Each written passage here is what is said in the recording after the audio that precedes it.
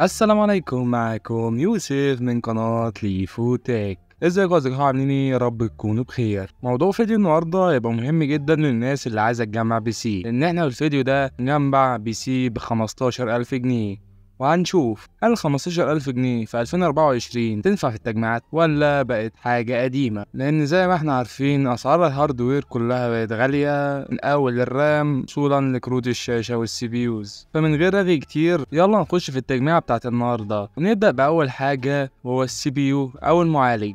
المعالج هيبقى من شركة رايزن 5 5600 جي. تقول لي ها، جي يعني بكارت مدمج؟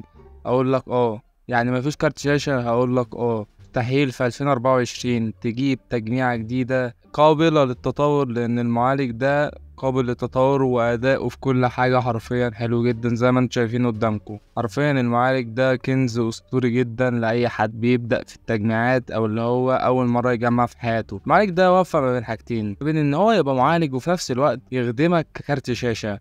هيشغلك كل الالعاب حرفيا، بس للاسف مش هيشغلها على هاي، لا انت ممكن تلعب على 720 1080 لو، لان زي ما احنا عارفين ده معالج بالاصل، يعني هو عامل لك مهمتين وبيوفر لك في السعر كمان. تمام. المعالج ده بيجي ب6 كورز و12 ثريد، والماكس بوست بتاعه 4.4 جيجا هرتز، موفر في استهلاك الطاقة، بيستهلك 65 واط.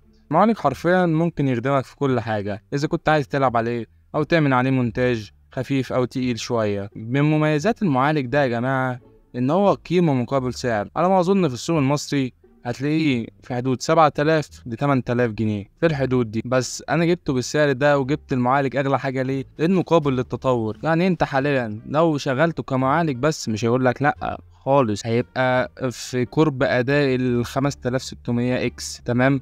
علشان اللي مش فاهم، يعني المعالج ده لو حطيته وما شغلتوش ككارت شاشة مش هيقول لك لا خالص. تمام. ولو جبت كارت شاشه مثلا ولنقل ال RTX 3060 2060، حاجات اللي هي الكروت المتوسطه والفئه عاليه شويه، مش هيعمل بوت النك معاهم، وهيبقى موفي جدا معاك ومش هتحتاج تغيره. ومن مميزاته ان هو اللوحه بتاعته ال AM4، حرفيا اللوحة دي ممكن تحط عليها جيلين كمان من رايزن، علشان كده ده السبب التاني اللي خلاني اختار المعالج ده، القابلية للتطور. وطبعا في الألعاب وفي كل حاجة مش هتلاقيه بيزعلك خالص. نخش في تاني حاجة معانا وهي المذر بورد. بسبب الفئة السعرية اللي أنا حاطط نفسي فيها، اللي هي 15,000 جنيه أو ال16، يعني قررت إن أنا أجيب مذر بورد على القد، اللي هو ما فيهاش حاجات كتير، وهي جيجا بايت ب450 S2H. المذر بورد دي للفئة اللي هي اللو تبقى جميلة جدا، مش هتحتاج أي حاجة فيها M.2، فيها كل حاجة. تمام. العيب الوحيد اللي فيها اللي بالنسبة لي إن هي ما عندهاش غير سلوتين رام، يعني آخرك تحط فيها 32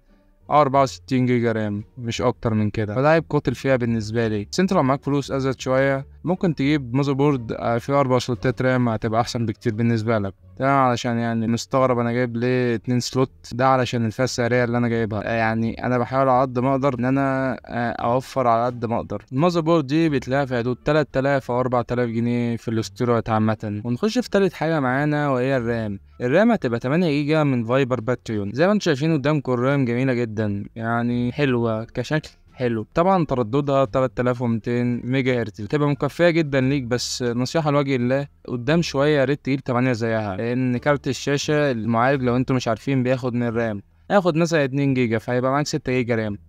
فانت احسن لك تجيب لك رام 16 جيجا، والمعالج ياخد 2، هيبقى معاك 14 جيجا. علشان يعني اللي مش فاهم، هو المعالج بيجيب منين الفي رام بتاع كارت الشاشه؟ المعالج بياخد من الرام الاساسيه بتاعت الجهاز. فانت لو جبت 16 جيجا بعد يعني شويه، يعني حوشت شويه فلوس زياده وجبتها، هتبقى جميله جدا معاك يعني. والرام دي بتلاقيها في حدود 800 ل 1000 جنيه. ونخش في رابع حاجه معانا وهي الاستورج او وحده التخزين. انا ما بيني وما بين نفسي قلت يا جو، لو واحد دلوقتي جاب هارد ديسك هيبقى تجربه بطيئه معاه الى حد ما. فقلت يعني بالعقل كده، انت مجمع جهاز ضعيف نسبيا لكن محتاج يبقى فيه سلاسه في التنقل ما بين التطبيقات مثلا او الديسكتوب وكده، فانت محتاج SSD.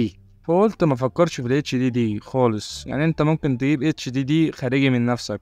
انت ممكن تجيب 500 جيجا على ما اظن ب 300 جنيه. لكن انا قررت ان انا اجيب اس اس دي من هيك فيجن 128 جيجا، جميل جدا جدا جدا جدا، والسرعه فيه بتوصل ل 5 جيجا في الثانيه. اس اس دي ما فيهوش غلطه، انا مش عارف اتكلم فيه، بس هو اكيد اسرع 100 مره من الاتش دي دي اللي انت هتجيبه. وعامه الاس اس دي ده هتلاقي تكلفته 500 او 600 جنيه على ما اظن. انا بديكوا مساحات رينجات في الاسعار علشان يعني محدش يتخدع او يروح في حته ما يلاقيش. تمام كده بقول لكم. يعني الاس اس دي ده مميزات ان هو من شركه هيك فيجن، شركه معروفه جدا في مجال الاس اس دي، هي وكينجستون. لو تلاقيت كينجستون هاتوا، لو تلاقيت هيك فيجن هاتوا برضه. فده كان رابع حاجه معانا. نخش في خامس حاجه معانا، وهو الباور سبلاي والكيس. عشان اللي مش عارف، يعني باور سبلاي والكيس مع بعض بالنسبه لي يعني كومبو. كيس هتبقى من شركه ريد دراجون جي 651 معاها باور سبلاي 600 واط. زي ما انتم شايفين شكلها قدامكم، شكلها انيق جدا وتناسب اي تجميع حرفيا، بالذات ان المراوح اللي قدام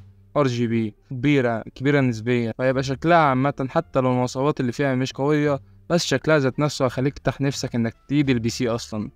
وهتلاقي الكيس دي على ما اظن في حدود 3800 جنيه اخرها، يعني للي ما يعرفش يعني. ودي كانت القطعة اللي احنا جمعناها لواحد جيمر او مثلا حابب ان هو يبني بي سي وعايز يلعب وعايز يعمل اي حاجة، المهم يبقى معاه بي سي. هسيبكوا دلوقتي مع البيتش مارك بتاع الالعاب على الجهاز ده، ويا ريت قبل ما انهي الفيديو طبعا تدعمونا بلايك وشير وسبسكرايب. اسف ان انا قطعت طويلة بسبب انها تعبان شوية. ويلا بيس.